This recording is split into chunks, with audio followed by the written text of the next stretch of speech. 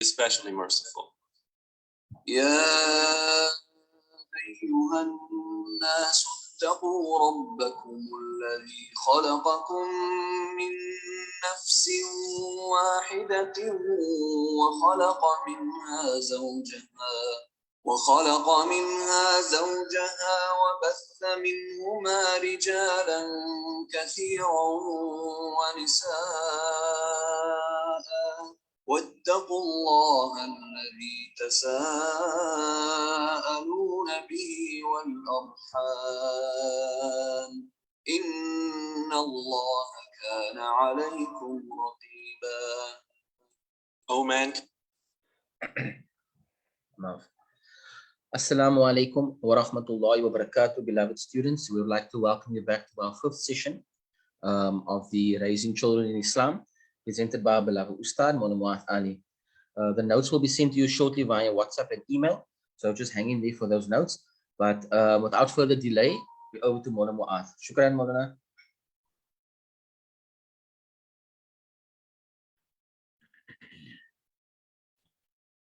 بسم الله الرحمن الرحيم.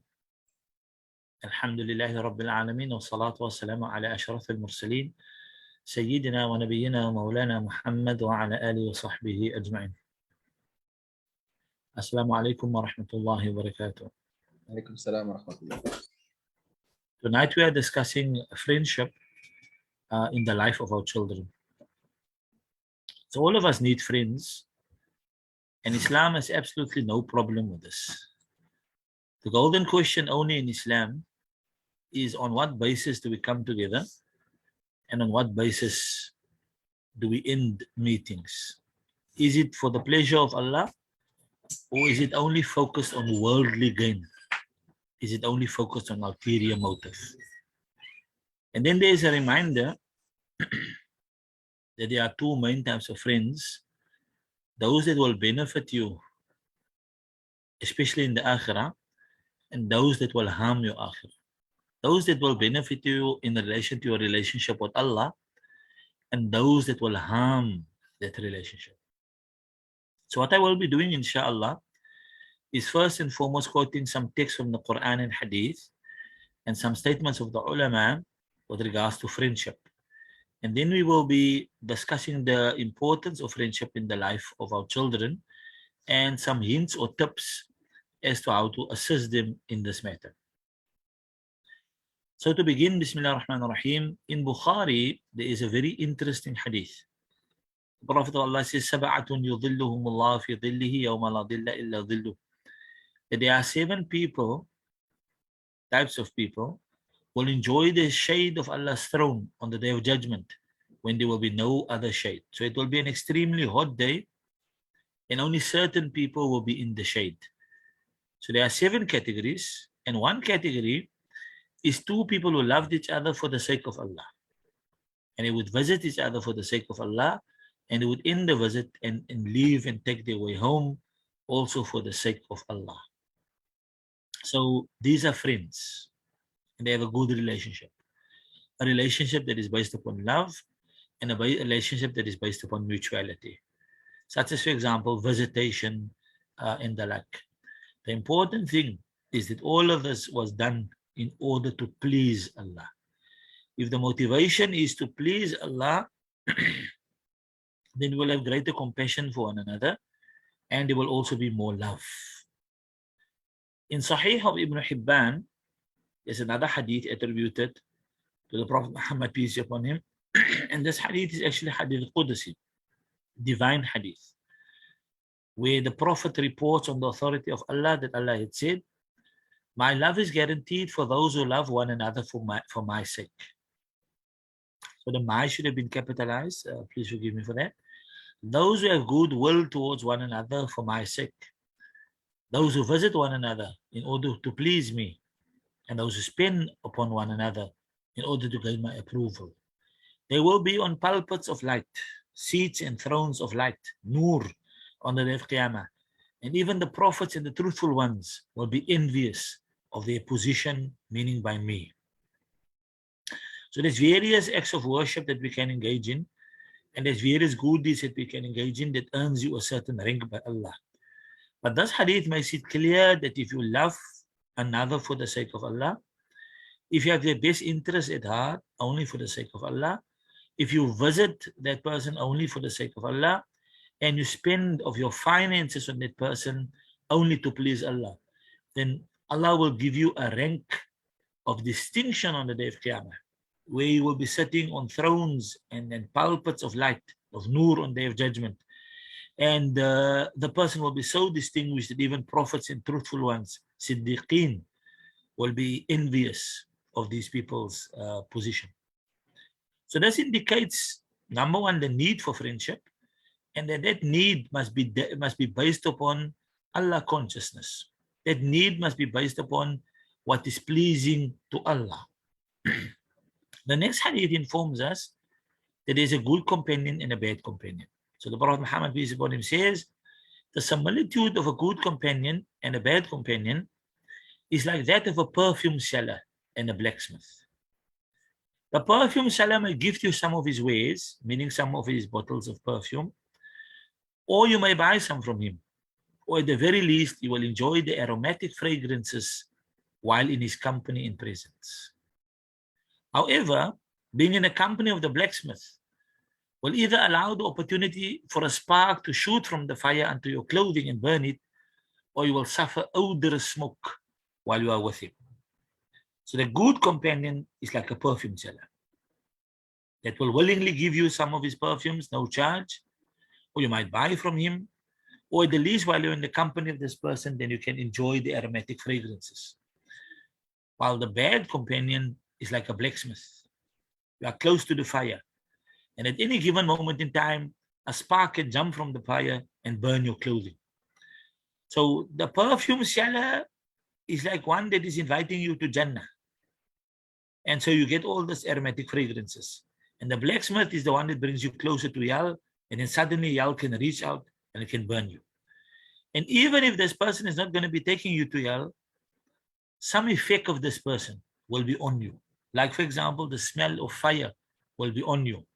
And so it will negatively affect your opportunity to go to Jannah, or it will negatively affect your rank in Jannah, or it might even mean that you will have to go to Jahannam first before you go to Jannah. And so the Prophet advises also, do not take a companion other than a true believer. Your close in bosom friends, make them only true believers. A mu'min, not even a Muslim, a mu'min, a true believer. Nothing wrong in having associates that aren't Muslim. But those that you make bosom friends, that you trust with everything, even your secrets, those people are people that should only be true believers. And do not invite to a meal other than the God conscious, meaning the people of taqwa. The following hadith in Abu Dawud, which is just the next hadith, the Prophet of Allah warned, he said people are the religion of their friends. So be careful who you take as a friend. So if you want to be on a good religion, then take people who are on a good religion. So what we mean thereby is their religious beliefs.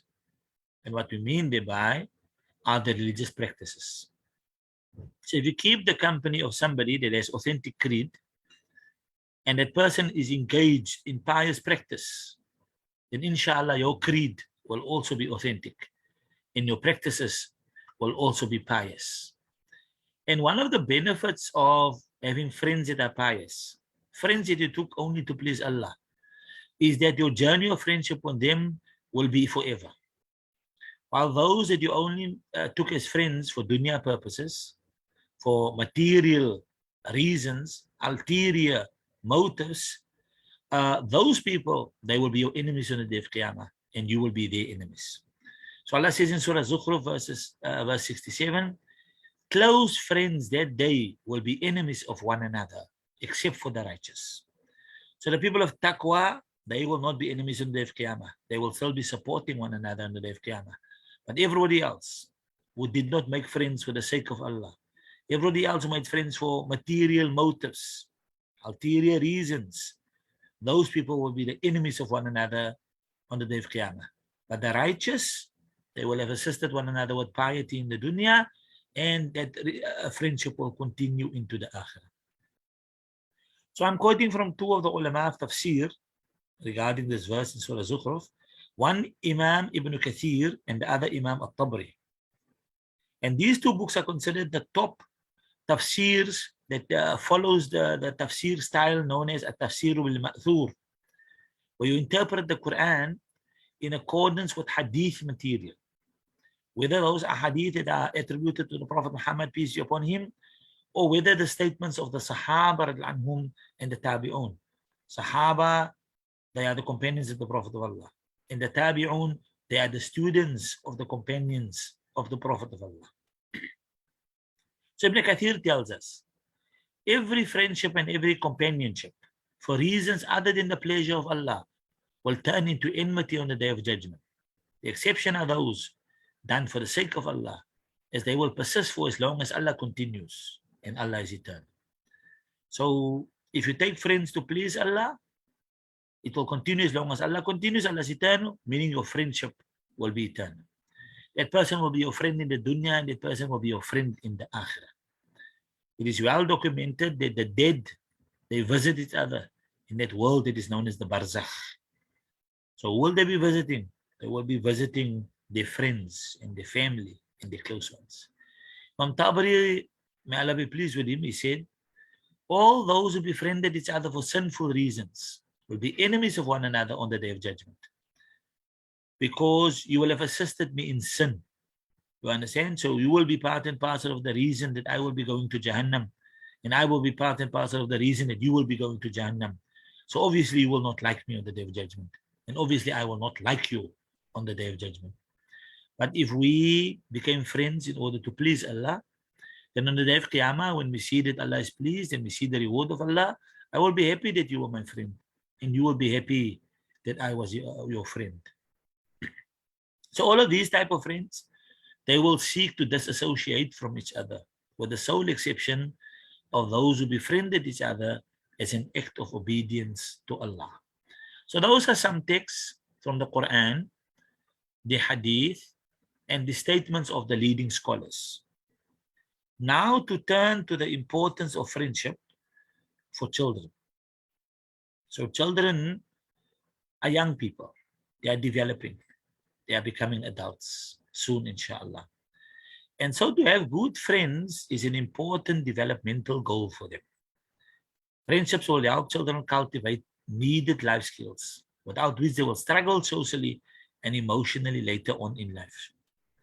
Like, for example, if you're doing homeschooling, homeschooling is a good idea on many levels by the grace of Allah. But there are also certain challenges that go with homeschooling. And one of which is that homeschooling does not offer the child the regular socialization that the child needs and the opportunity to make friends in most cases. Maybe you're doing it in a way where that is still there. But in most cases, as far as I know, it doesn't offer those opportunities. So yes, your child will benefit in other ways due to homeschooling, but your child might become socially awkward. You understand? Not having built or gained the skills that are required. Regular interaction with their peers, meaning other children like them, will give your child a sense of belonging. It shows them their place in the world, and it will build self-esteem. To be able to speak to your peers about your feelings and your opinions, and to have it accepted, you understand, even welcomed. These are things that build self-esteem. And if you are regularly engaging in such things, you get used to it. You gain skill, how to speak to others, how to convey your thoughts, your emotions, etc. So later on, when you are an adult, especially when you want to get married, you will know how to speak to people properly, with respect and decently. And you will know that you cannot just create a world where you are happy. You must create a world where everybody is happy. I want to be happy, you want to be happy. Let's create win-win scenarios, not win-lose scenarios or lose-win scenarios.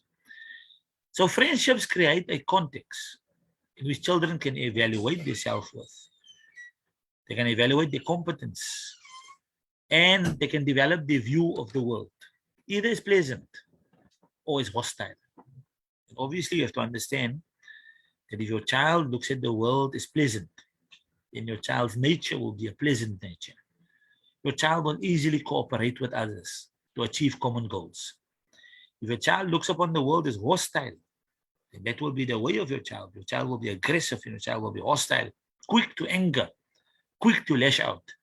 And it will be difficult to get your child to cooperate with others. And especially in the modern age, the need for cooperation, the need for emotional maturity, the need for consideration for others, it has never been greater in the history of mankind.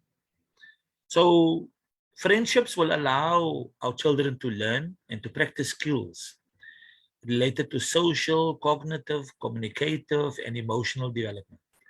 For example, it will teach them how to get along with others. It will teach them how to be sensitive to the views of others.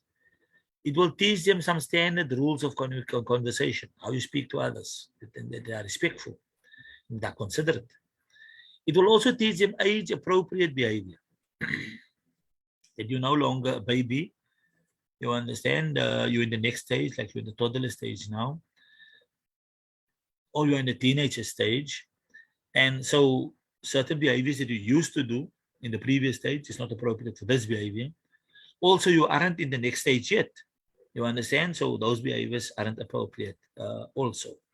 So gradually the child develops and the child comes to understand the ways of the world and what are best practices, etc. And then inevitably there will be some problems. Like there will be differences of opinion with other children, and there might even be conflict. But if your child is introduced even to this early in the game, and your child is taught how to handle it in a good manner, you understand how to debate with another without becoming verbally abusive. Again, these skills are of the utmost importance later on in the adult life of the child. Important relationships, like when they take wives and they take husbands, you understand, they will be able to speak to them respectfully. They will be able to interact with them and achieve teamwork. You understand? Achieve common goals and the like. All of these things our children must learn when they are still young, and they must slowly progress from simplicity to complexity. Modern life is complex, so the child's mind must be developed to handle this complexity. But they cannot learn everything at one time, gradually, what is age appropriate and what the circumstances of the child's life demands. So the big question here is, how can parents help? And in a previous lesson I've indicated that perhaps there's no person more important in the life of a child than their parents, right? But parents children need friends as well. And here the parent still has a very crucial role to play in the development of their child. And one of the main reasons is that children are not born with social skills. These are things that we develop. So they need parents who can take an active role in preparing them to interact successfully with their peers. Remember what we said before, what is the aim of tarbiyah? The aim of tarbiyah is to enable the child to fulfill their adult needs, to develop them into the adult stage where whatever is needed as an adult to survive and thrive, they need to learn it. So your child will not survive in the modern world, especially if they are unable to interact with other human beings. And here the most important thing we as parents can do for our children is to develop a loving, accepting, and respectful relationship with them. You understand? Don't be overly harsh. You understand? Sometimes you might need to be a bit stern, you understand? A bit firm, but avoid harshness. You understand? Avoid rejection and the like. And it might be a child, but it's a human. And all humans are worthy of respect. So build a relationship with them that is based upon these fundamentals. And this warm relationship, it will set the scene for all future relationships, including friendships. How your son is going to treat his wife one day. How your daughter is going to treat her husband one day. What type of parents they will be. How will they interact with others? All of these things, they will learn it from you. So you need to be very careful that the example that you set is the proper example, and that the teachings that you convey are authentic teachings, teachings that will be effective and will allow them to achieve their goals in life. So if you have a secure attachment relationship with your parents in the formative years, and studies have shown that this is associated with social competence in later years, you will be able to function as an adult and fit in. It also predicts greater popularity. Now, for Muslimin, that might not be the greatest objective out there, because we're focusing more on ikhlas, sincerity, doing only to please Allah, then riyah, then show. But you must understand that your reputation is important even in Islam. Because with a good reputation, people will give you a hearing, and there are greater chances that they will trust you. Like the Prophet of Allah, when he told people that he is a Nabi, and he met a rejection, one of the things he told them is, Makathtu fikum umran. I had lived amongst you a lifetime. And what he meant thereby is, he meant that if I was a con man, if I was a trickster, if I was a fraud, you would have discovered this a long time ago. However, quite to the contrary, I've been very popular amongst you. You call me a Sadiq, you call me the truthful, you call me Al-Amin, the trustworthy. Yes, Maaf, what is wrong, Shaman? Maaf, Maulana, are you getting some instability sign on your side? No, there's nothing happening here. Okay. Let me just see. Is it going in and out? Slight Okay, intermittent. If anybody else has a problem, they can just message us. If not, then we can just carry on, Maulana. That's fine. No, I haven't actually seen anything, but I will get another modem already, just in case, inshallah, to assist with the signal. So if anybody is experiencing some difficulty, some breakup, if you please can indicate to Shamil, and we will sort it out, inshallah. Either way, to continue.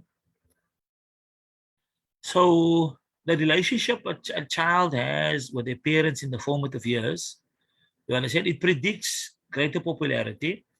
And as I said, it's important that you maintain your reputation, you protect it, because your reputation will open doors to serve dunya purposes and also akhirah purposes. And so also there will be a greater harmony and supportive relationships in the adulthood of the child. Just give me a moment.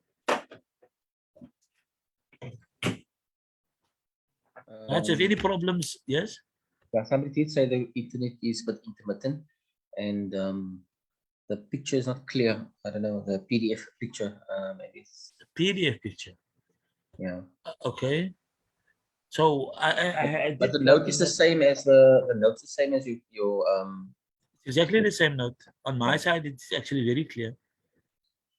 Yeah, on my side as and well. I have it on maximum size while keeping the video. I can take the video away and make the size bigger. But then it will sound a bit... some people saying it's perfect on their side, and one or two people said it's not. So I think we just can continue, Maulana, because we have the note attached to that was seen. Maybe they can just refer to the note, inshallah. Okay, no problem. So infants who avoid contact with the parents, they tend to be more hostile, angry, and aggressive with other children later on in life.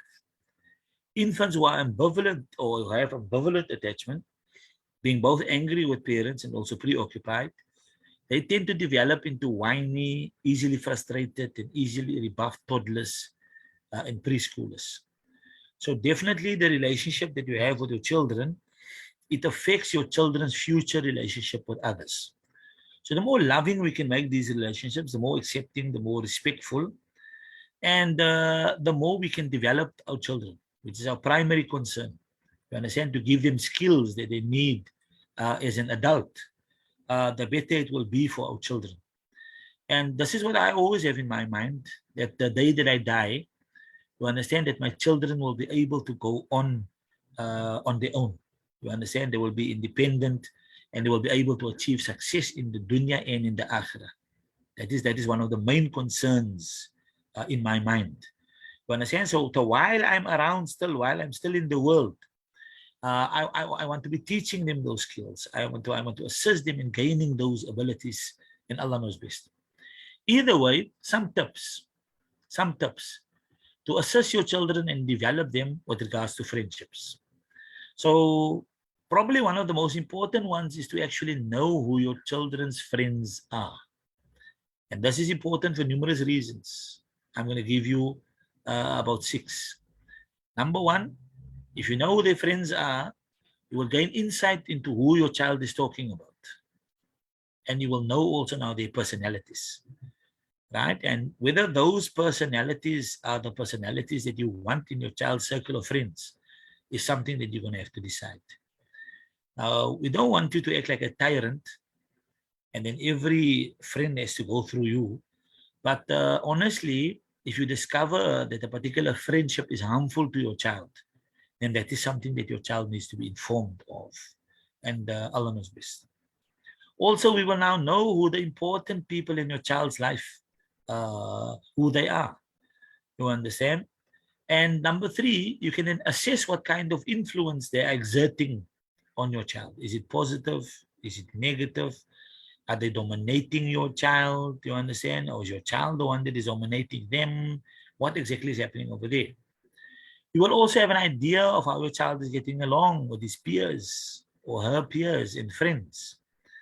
So it will give you insight into what they need to learn next and what skills, social skills and the like, they have already mastered. Also, you might want to invite some of these children for play dates and other functions.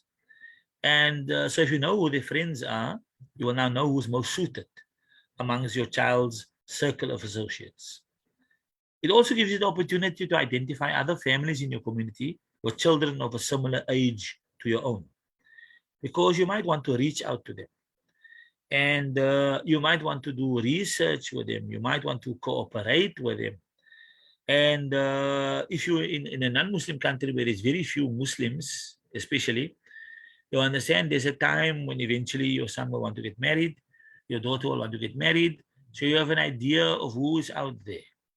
You understand? And since you made effort to know them since young, you will probably have a better idea of their suitability. Unfortunately, here in South Africa, people, when they get married, are frequently marrying people from totally other sides of South Africa. And then what happens is they got no idea of who the people are. So you are being told by the mother of the child or the mother of the young man or the father of the young man how good they are. Unfortunately, many lie. They either lie directly, clearly, or they lie by omission. Things that they should have told you about their son or about their daughter, they leave it out when they come for the proposal and when they come for the viewing or whatever other interaction is happening over there. They either lie outright or they lie by omission. What you should have known, they don't tell you. But if you're making effort to know the Muslims in your zone, in your area, and you're making effort to know the children, you understand that knowledge will always be useful further on in life, especially when your children start interacting with them, and Allah knows best. The next thing you need to do is to set an example for your children. So model friendship skills. Children are always watching us. They're always watching us. And they imbibe. They imbibe. Whatever they see us doing, whatever they hear us doing, they learn from our example. Sometimes there's no conscious decision to learn, but it is the environment in which they were raised. And the environment in which they were raised, it comes natural to them. So tomorrow, when they sit with similar problems to what we sit with, they will behave as we have behaved. Like in the marriage classes, Road to Nikah, for example, where we are teaching those that aren't married yet, but they are on the way, inshallah, Road to Nikah. So we are saying to them that as a young man, whatever your name is, let's say your name is Ibrahim Adams, you know how to be Ibrahim Adams, the young man who was never married. But the day that you get married, so now you're going to be a husband. Soon, inshallah, you will even be a father. So how will you behave like a husband? How will you behave like a father? So you will just naturally emulate the father figure that you had. Whether it is your own father or a stepfather, somebody that adopted you, Allah knows best. Whoever was the father figure, you will emulate that person. You will do as they did. Hopefully, you will be wise enough to see that some of the things they did work and some of the things they did don't work. So you will keep what works. And that which doesn't work, you will give it up. Because true loyalty is to that which works. You understand? And not to just something that is generational. You understand? That which is in accordance with the truth, that which is haq, and not that which is batil. So when the Prophet ﷺ invited Quraysh to Tawheed, to divine unity, and they insisted on shirk, polytheism, what was one of the common replies to the Prophet Muhammad, peace upon him? Ma wajadna alayhi aba'ana. This is what we found our forefathers doing. You understand? So just because our forefathers did this, it doesn't mean that we need to do it. You understand? We need to determine what is suitable for our circumstances. We need to determine, is that really haq? Is that what Allah and His Rasul says? Yes or no? So I'm not saying disrespect your forefathers. You understand? But I am saying that loyalty is to the truth more than it is to any person. And Allah knows best. So we should ensure that we set an example with our friends, that we want our children to model. So when we interact with our friends, avoid undesirable behavior. So here we can give you an endless list. But let's just mention too quickly, like don't gossip. Don't gossip with your friends. And if your children hear the gossiping, yeah, people come up with many tricks to somehow justify and rationalize gossip. Like in Cape Town, I've heard people saying, as die waarheid, ek praat maar net die waarheid. It's the truth. That which I'm saying is the truth. I'm only speaking the truth. I need you to understand that if you say something bad about another person, and it is the truth, but it's a hurtful truth, that if they hear you saying it, they will dislike you and it will cause enmity in the Muslim brotherhood and sisterhood. So if you're doing that, that is when it is known as backbiting and gossip. And there's the exact definition of riba. If you are speaking something that is hurtful to another and it's a lie, that is known as buhtan, slander. You understand? So just because it is the truth, that doesn't mean that you need to say it. There's a time and a place, and there's a manner. And the truth does not lend itself to every occasion. You understand? As I said, there's a time and a place, and Allah knows best. So just to give you one example, a particular Sahabi had a father who never embraced Islam. And the father actually chose to be the enemy of the Muslimin. And so in one of the battles, he fought on the side of the enemy and he lost his life. So the Sahabi was sitting with other companions, and then one of them picked up the topic of his father. And he referred to his father as Aduwullah, the enemy of Allah. And then thus caused the Sahabi to suffer hurt, emotional hurt and difficulty. So he knew that his father died as an enemy of Allah, but there was no good reason to mention it and cause him this harm. So he stood up and he walked away.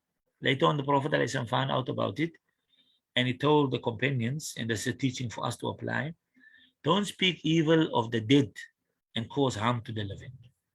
So you will see this about Muslimin. A very bad man, a drug lord, or this or that, the moment he dies, they don't want to speak about him anymore. You understand? Bad things, they don't want to speak about him anymore. He's of the dead. We don't speak bad about the dead. You understand? So even if the statement is true, you understand, you're causing harm, unnecessary harm to his family. And frequently they are pious people by the grace of Allah. But it's difficult. It's difficult. Deep down they know if their father died, having failed to build that relationship with Allah, having failed to be on Tawheed, they know what that means. But there's no need to remind them. Also, if you're the dominant personality in your circle of friends, so you tend to like to bully others, you understand? And we tend to be unaware of these things. So we need to take note of what we are doing, what we are saying, and what we are doing. And we must be able to identify that we are lacking in some ways. Nobody's perfect. The age of the perfect people have ended. The Anbiya, they are no longer, with the exception that Nabi Isa is coming back. Beyond them, it is only us, the defective people. You understand? And we obviously must try our best not to make mistakes, but especially when we are in the company of impressionable minds. People that will see us doing anything, and then they will take that as their lifestyle. You understand? Our children, they look up to us as if we are kings and queens. Some children believe that their parents can never do anything wrong. So anything that the parents do, they take it as a sunnah. They say take it as a normative example. In Islam, our true normative example is Rasulullah sallallahu alaihi wasallam, the messenger of Allah.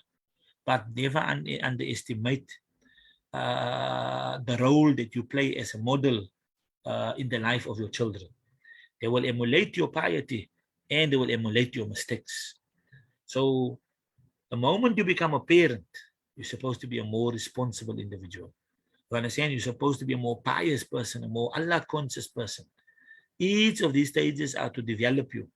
You understand? Your unselfish nature, where you want the best for your child. That unselfish nature should cause you to abandon certain sins that you have been struggling with.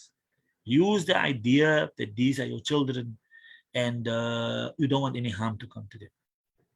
Like when I was young, I used to like to drive at a good speed. Some people say the need for speed. And then I got married and I had a wife and I slowed down. You understand? And then Allah gave me children and I slowed down even more. Like in most cases, if I can drive 40 kilometers per hour, I'm quite fine. You understand? Maybe 60 kilometers per hour, Allah knows best. Because I'm carrying precious cargo and I do not want any harm to come to them. But when you're young, you are immature. The Arabs have a saying, they say, Ashababu shu'batu min al-junoon. Youth is a branch of insanity. When you're young, you're crazy. You understand? But as you grow, as you move on to the next stage, maturity must come, inshallah. You understand? And you must start to realize that you are not living your life only for you. You are living your life for others also. You must realize that everything that you do, it impacts upon the lives of others. So the Prophet said this in a hadith. Man sanna fil Islam sunnatan hasana falahu ajruha wa ajru man amila biha ila yawm al-qiyamah. Whosoever sets a good example in Islam, he gets the reward of setting the example, and he gets the reward of everybody that emulates him until the day of Qiyamah. Their reward is not decreased in any way, but he will get the equal reward. The same thing in a bad example, he said, Man sanna fil Islam sunnah sayya fa'alayhi wizruha wa wizru man amila biha ila yawm al-qiyamah.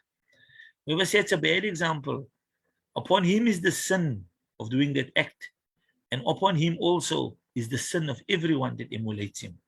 And Allah knows best. Nobody emulates us more than our children. We mustn't set bad examples. And then our child's entire life is based upon our example. We will share in this sin.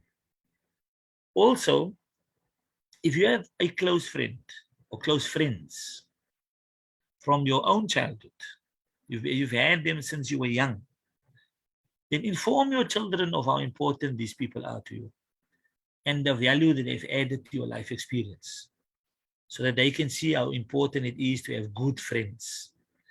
You understand? Friends that can go with you for decades. Friends that have become almost like family. This is one of the reasons why the Arabs, when you visit them, they like to say ahlan wa sahlan. Ahlan wa sahlan. What does that mean? Ahlan wa sahlan. They are saying kun ahlan. You have come to my house, you are family. Ahl means family. Wa sahlan. Sahal means to be easy. You've come to my house, you are like family to me. So you can be at ease in my house. You can act natural. You understand? Don't be like you in the house of a stranger. Be like you as if you are in the house of family. And Allah knows best. So they are bosom friends. You've always been there for them. They've always been there for you. You can depend upon them. For some people, they can depend more upon the bosom friends than even their own relatives. And Allah knows best. So you need to explain to your children this type of relationship that you've had and the value that is added to your life, so that they can seek out similar individuals, so that they can be people like that for others also. And Allah knows best. The third thing you can do to assist your child is to provide your child with opportunities to spend time with other children. Now, if your child is school going, then many of these opportunities will arise just out of that. But if your child is being homeschooled, you understand, then there will be limited opportunity for that. So you are going to have to figure out how this can be done. And here, if you apply your mind, there will be innumerable amounts of ways how it can be done. I'm just going to be mentioning some. So invite children over to your house for play. You understand? Let your child participate in clubs, halal clubs. You understand? Classes, extramural classes and the like. Like maybe there's archery classes. So to use a bow and arrow is sunnah. You understand? If they want to join the archery team, also allow them. Maybe there's classes where you can learn how to ride a horse. You understand? Maybe there's competitions down that line. Maybe your child wants to learn how to swim professionally. Not like how we do, we just float. You understand? Or we just play in the water. But they want to learn the professional ability to swim.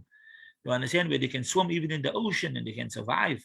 They might one day have the opportunity to save somebody's life at the beach or the like. You understand? If that is the interest, and they can do so in a halal manner, and they can do so in a safe manner, then surely we must encourage it. And Allah knows best.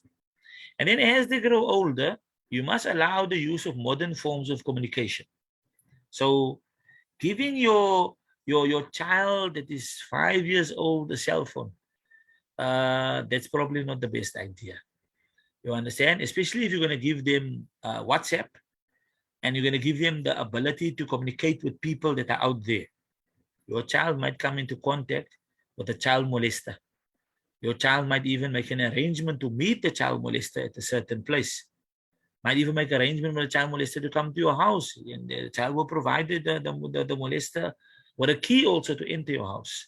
You understand? So you have to wait until your child is older. You understand? Until it is appropriate for your child to start using things such as cell phones.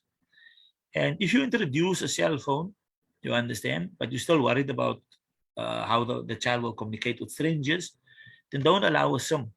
Don't allow WhatsApp. You understand? Don't allow Facebook. Don't allow those types of social media. You understand? And Allah knows best.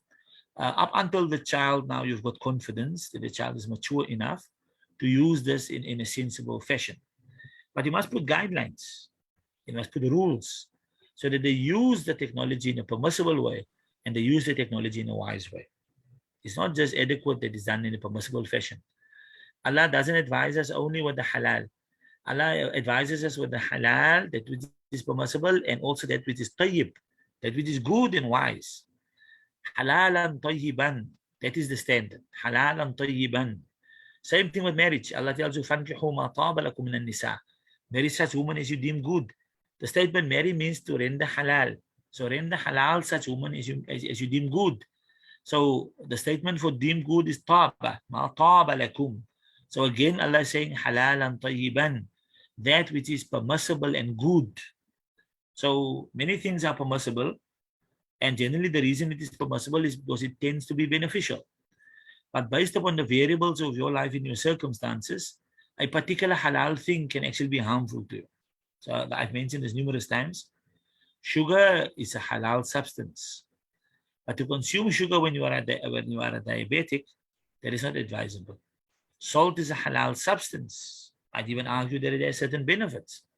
But if you consume it in large amounts, and especially if you suffer from hypertension, then surely that is not a goodness for you. You understand? It's halal, but it's not a goodness. Are we fine there, Shamil? Is something going wrong?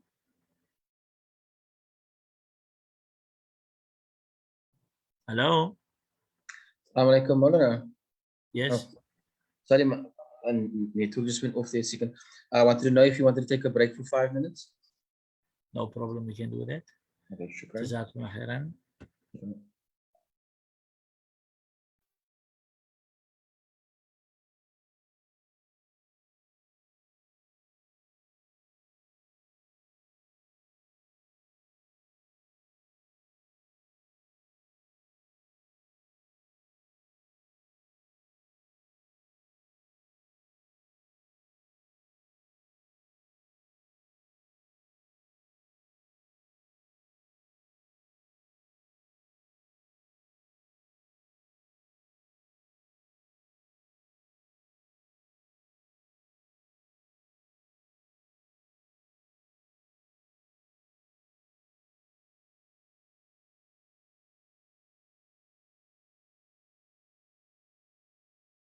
he who associates others with Allah has certainly fabricated a tremendous sin.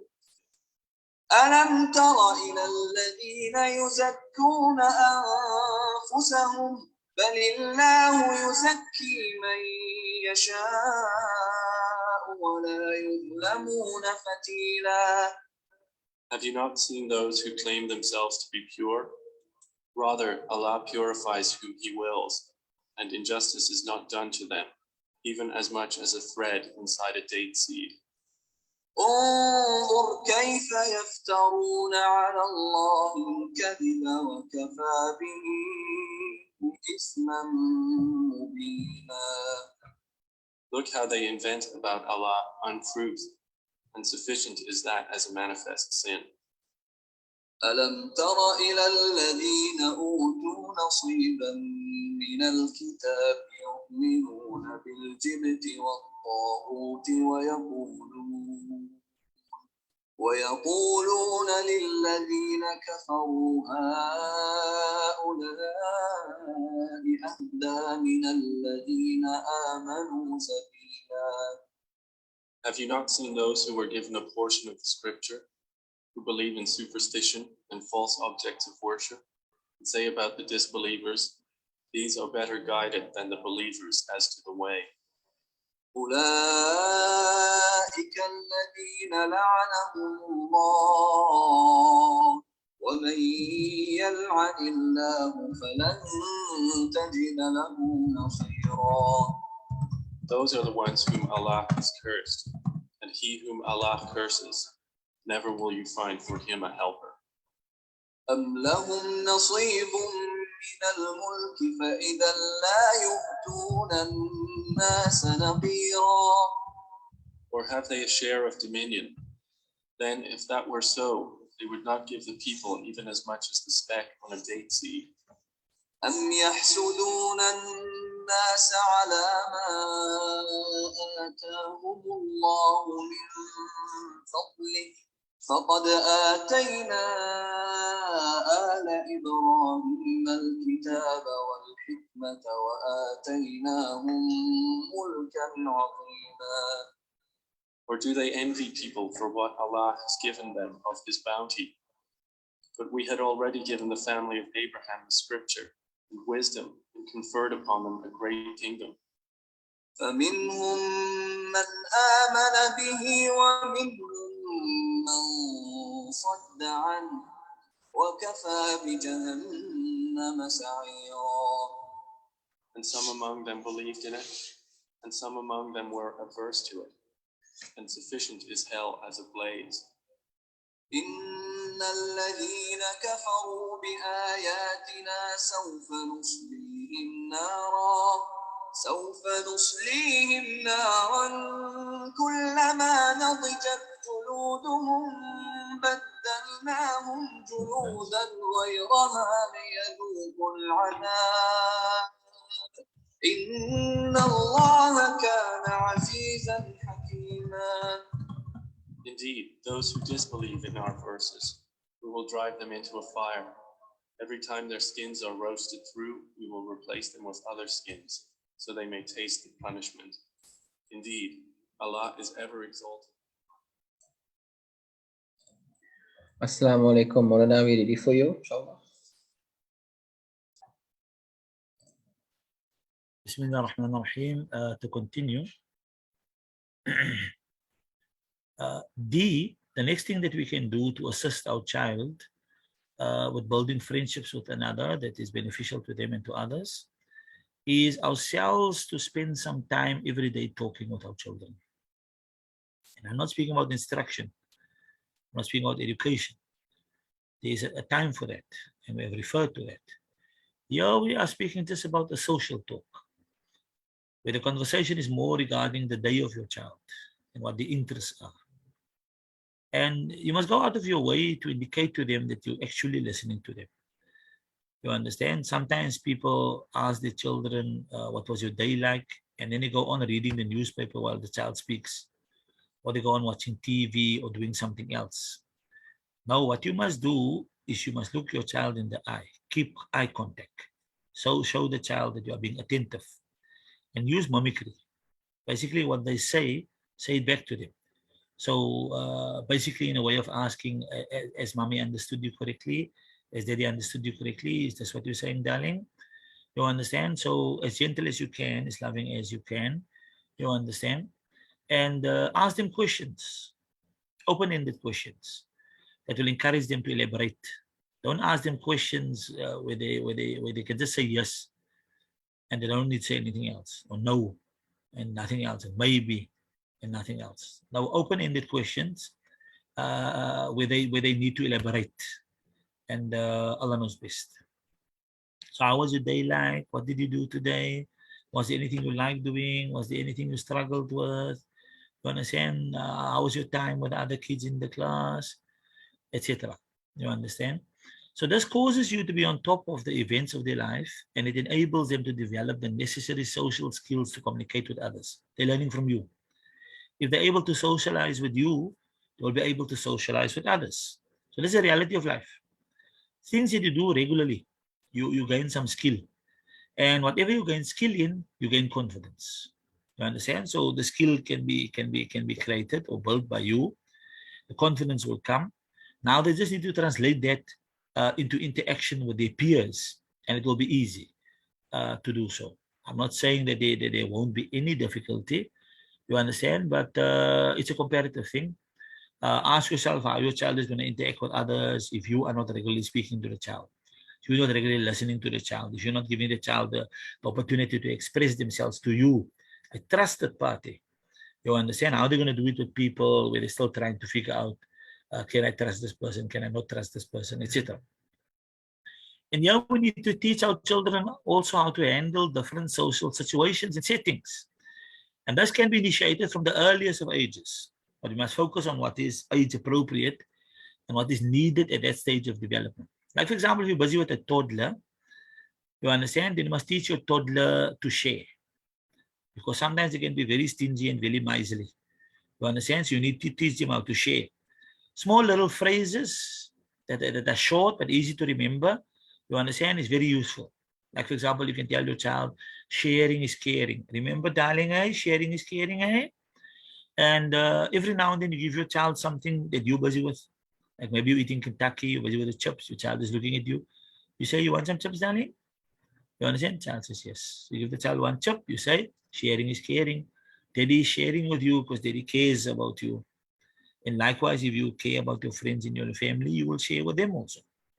Sometimes intentionally give your child a little bit extra.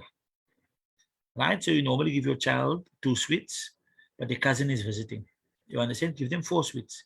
And then you tell them the 2 of the sweets must go to the cousin. So the child is used to getting 2 sweets. You understand? And that is the amount that the child actually wants to eat. So it's easy for the child to give the extra 2 sweets. There's no great loss. But you are accustoming your child to sharing. And another thing you can teach a toddler is that if they want something, they must say please. And if they receive something, then they must say thank you. You understand? So you can teach them the English terms. There's nothing wrong with that. But if you want to, you can teach them Arabic terms if they're able to handle it, such as min fadlik. Min fadlik is actually please in Arabic. And you can teach them jazakumullah khayran, and that is actually a type of a thank you. The literal translation of min fadlik is of your bounty. You understand? Would you allow me this bounty? Meaning please.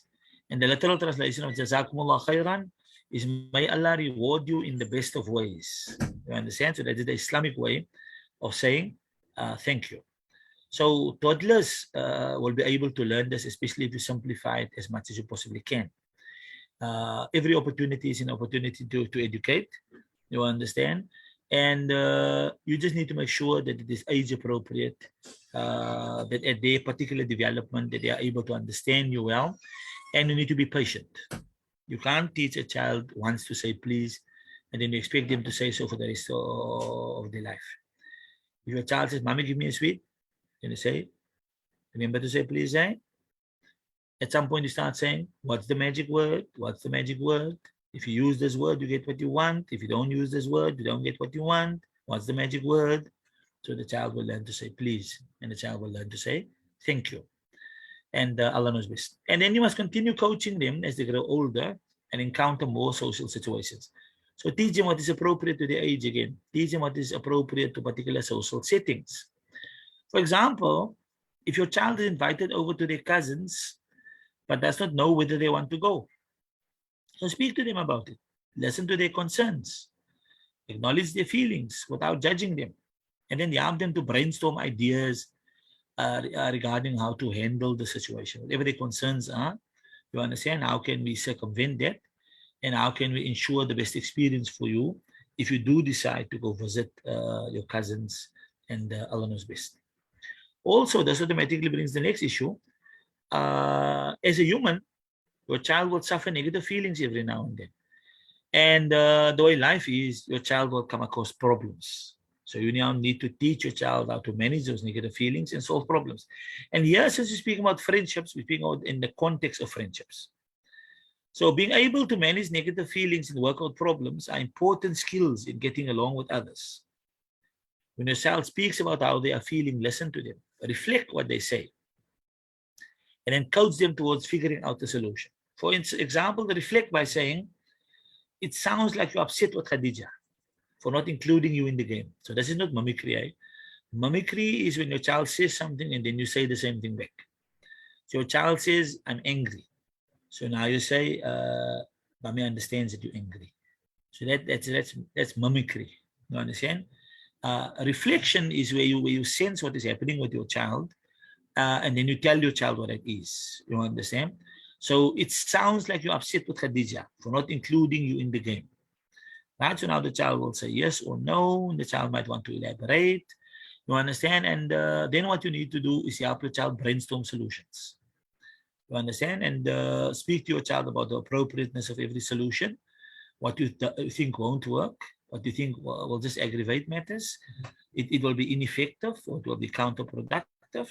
You understand? And then guide your child and assist them in picking the effective method, the most effective amongst the lot. Right? Don't be that parent that wants to just put out solutions. You understand? And then children just have to follow it. Be the parent that will help the child in the thought process. You understand? To think it out. You understand? Be the parent that teaches the child how to determine which solutions are inappropriate, are ineffective, and counterproductive. Assist them how to pick out the best one.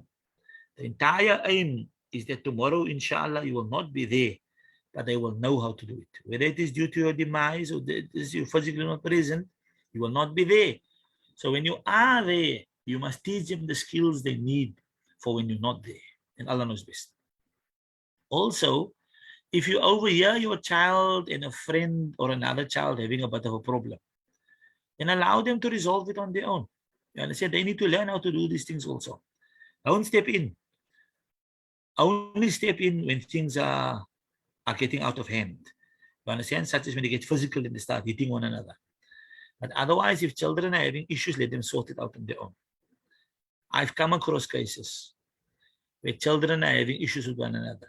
Then the parents get involved. They start shouting at one another and going on. While the parents are shouting at one another, the children have already resolved the issue and they're playing with each other once again.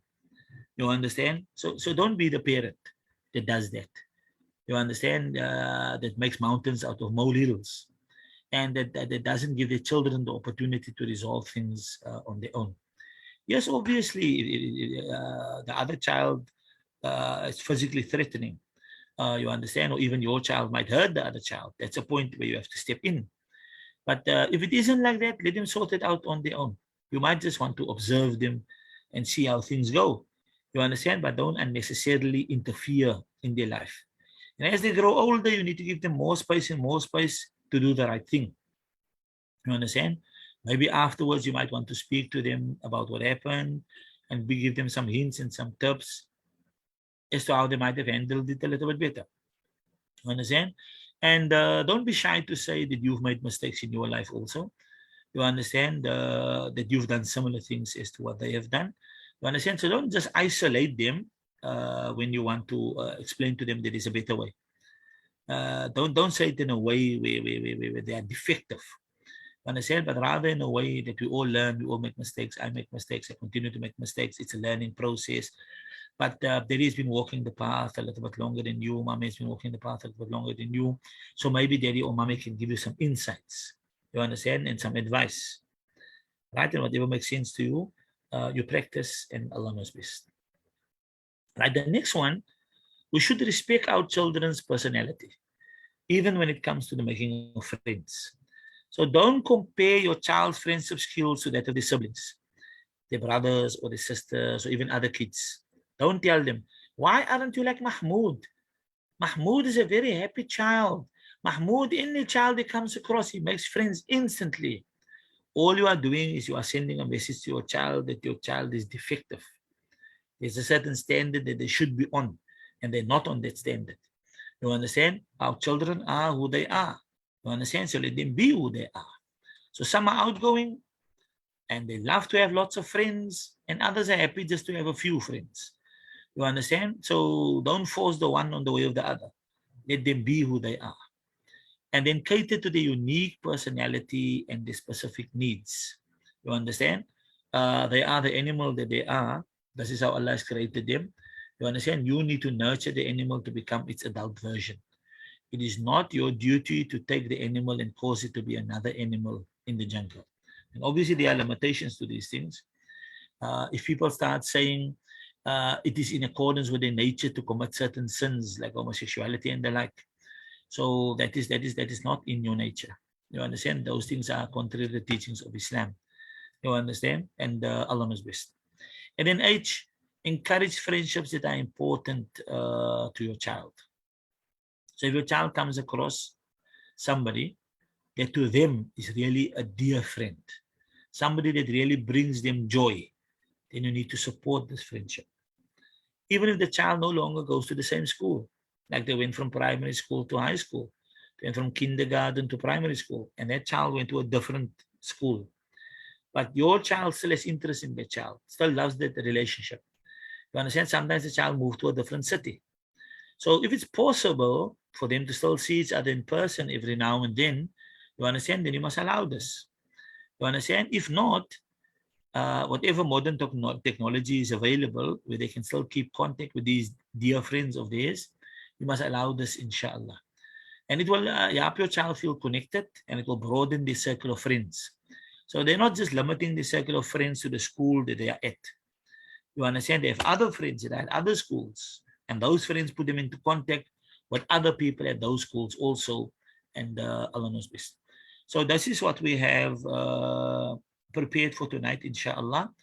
I hope that it is beneficial to you and that you have benefited from the lesson. So apparently only one question was sent thus far. We do encourage you to send questions, and Allah knows best. So the question is that my daughter is in grade 4. In her class is a boy who says he's a girl.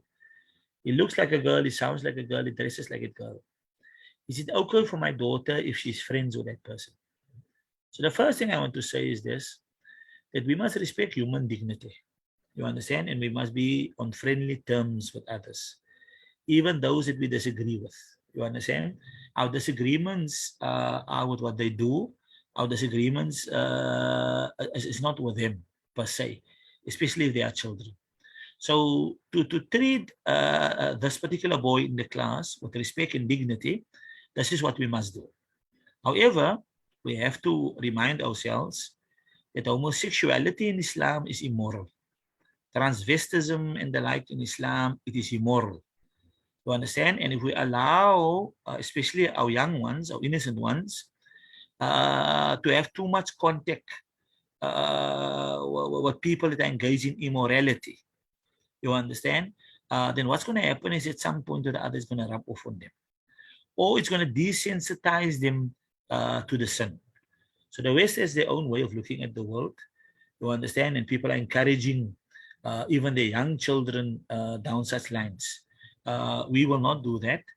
We are Muslimin. The Quran is very clear in disallowing homosexuality and transvestism and so forth. The ahadith are very clear, right? You will not find in any of the books of the ulama of old any type of a sanction. What you do find is you find individual people in today's time, unqualified people in most cases, You understand? Who are reinterpreting the Quran and reinterpreting the Hadith. They have no authority amongst the ulama of old. They cannot tell you where the Prophet said this or that, unless they're involved in some type of a reinterpretation. They cannot tell you what the Sahaba said this or that, unless they're involved in some type of a reinterpretation. But the obvious statements of the Sahaba and the obvious statements of the Prophet Muhammad, peace be upon him, and the clear text of the Quran is opposed to all of these things. So we will not teach our children to disrespect other children. We will not teach our children to ill-treat other children.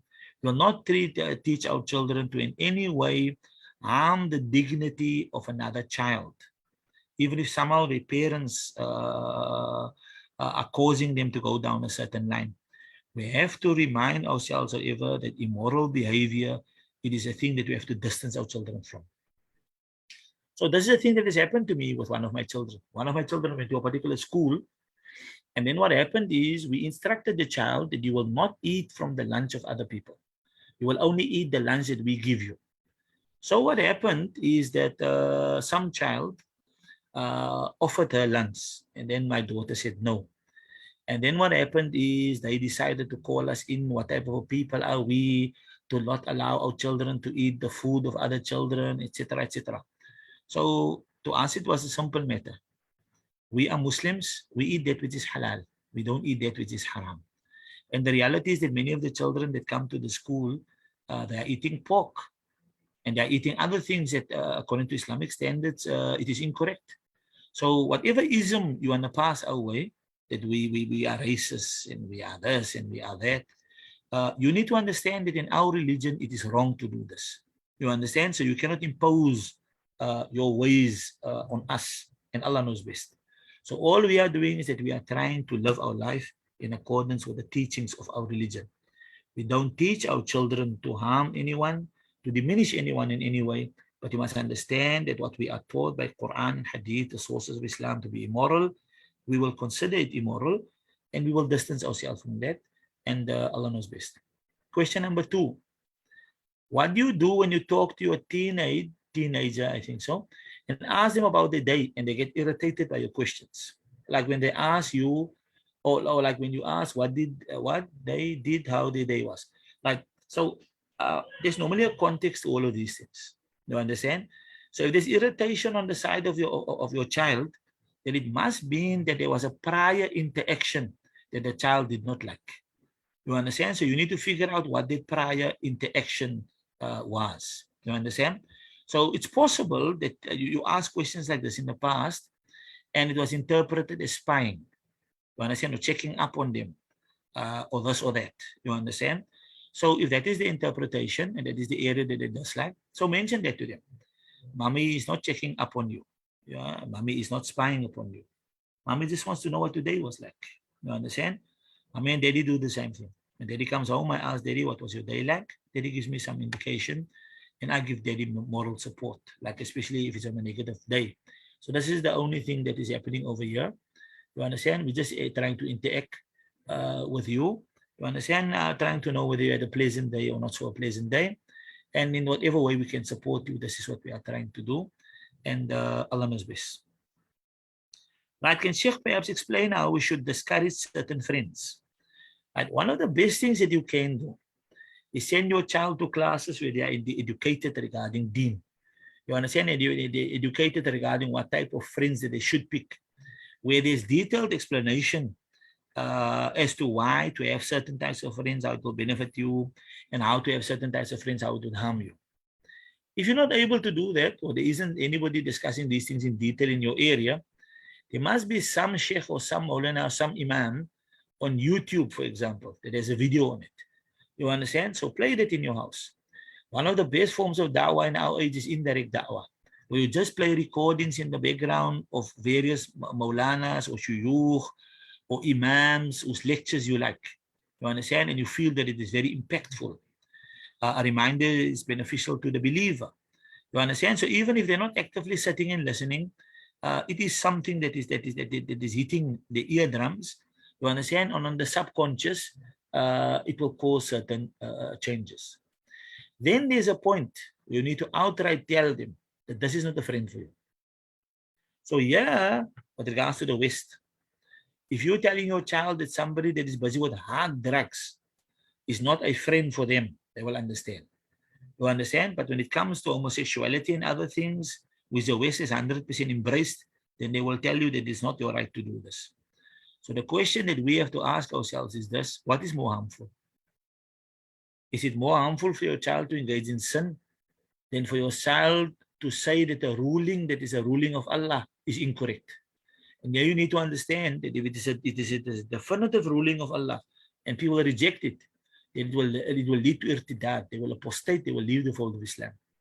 But to commit a sin and know that it is a sin, this will not cause you to exit the fold of Islam. And Allah reserves the right to forgive the individual. That is a prerogative of Allah, to forgive or to punish. So there's still a possibility of what you call this, of forgiveness. But when it comes to kufr, outright disbelief, then Allah has informed us in the Quran and in the Hadith that, what is this now? That these things are impermissible, and Allah knows best. Sorry, my mind just went to the fourth question now. I think I did finish that question. So number 4, how do you broach the subject of children having friends that are atheists? You as a parent break off the friendship with immediate effect. So this is the question here. Are we speaking about friendship in the sense of bosom friends, or are we speaking about associates, like classmates, and even for adults, co-workers, and so forth? So we live in a world where we are not the only people that inhabit the planet. You understand? There are others that inhabit the planet. And so we need to interact with them in a friendly manner. You understand? And we need to cooperate with them in order to make the world a better place. You understand? The question is, when you take people as your social circle, when you take people as your bosom friends, you understand? So when those type of things happen, then they will rub off on you. So yeah, this is one of the reasons why I quoted those ahadith at the beginning. Like, for example, the third one over here. The similitude of a good companion and a bad companion is like that of a perfume seller and a blacksmith. So atheist is the worst blacksmith that you can imagine. You understand? Because it is a person that doesn't believe in Allah. There is no sin that is greater than kufr, than disbelief in shirk and polytheism.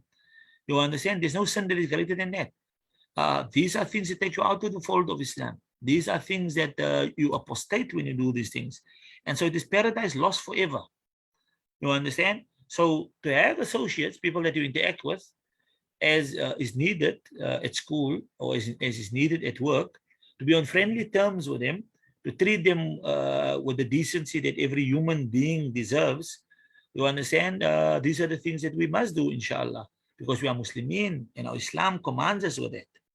But when it comes to taking somebody as your friend, your trustworthy confidant, you understand, then this should not be done in regards to people that are disbelievers, and people that will actually encourage your child to go the way of disbelief, and so forth.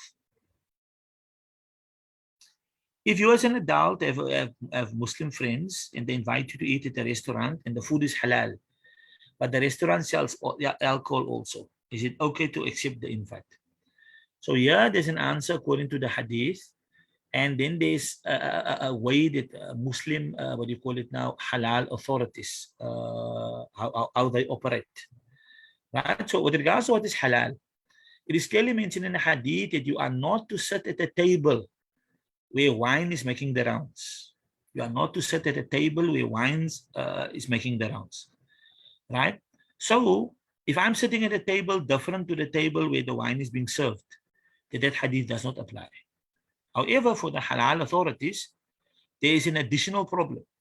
And that additional problem is that alcohol,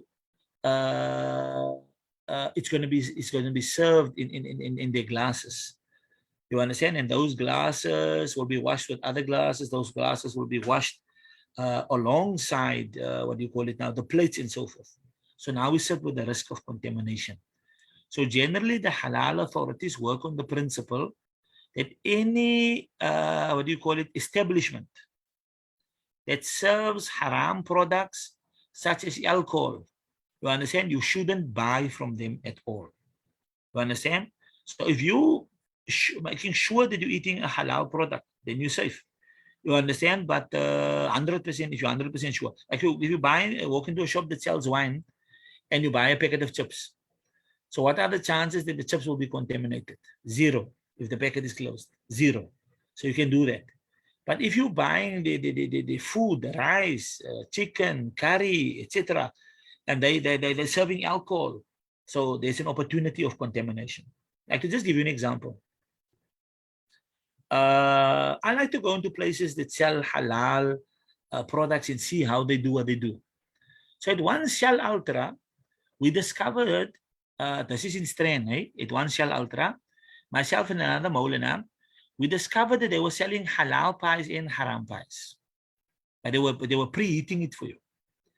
So I asked the lady behind the counter, can you please indicate to me where the halal pies are? So she indicates to me in this warmer that there's a grill. The pies at the bottom, that is the halal pies. And I say, where's the haram pies that they've pork in?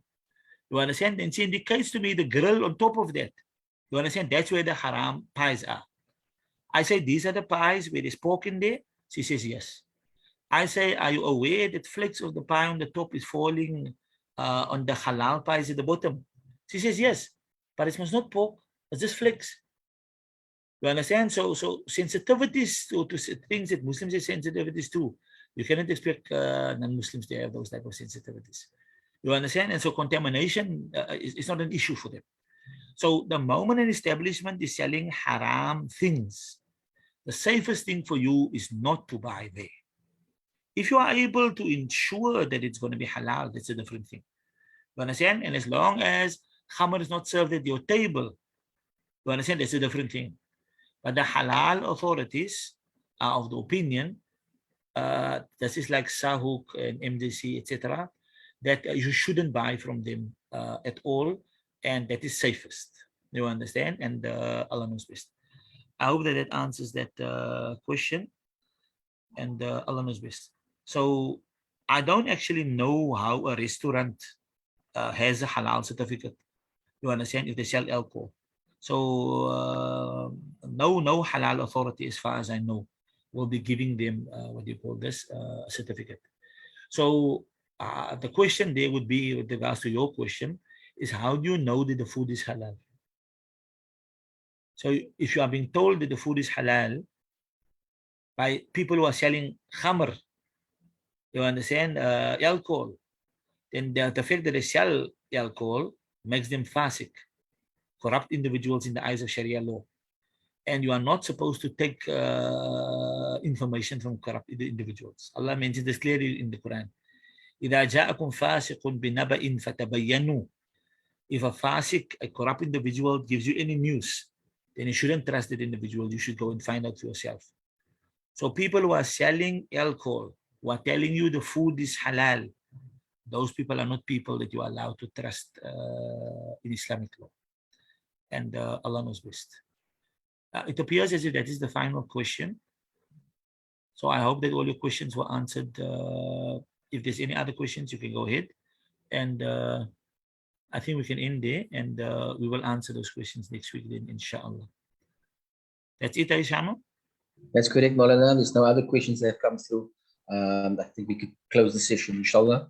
And if anybody has any questions, we'll forward that to next week, inshallah. Inshallah. Jazakumullah khairan. Assalamu alaikum wa rahmatullahi wa barakatuh. Wa alaikum salam wa rahmatullahi wa barakatuh.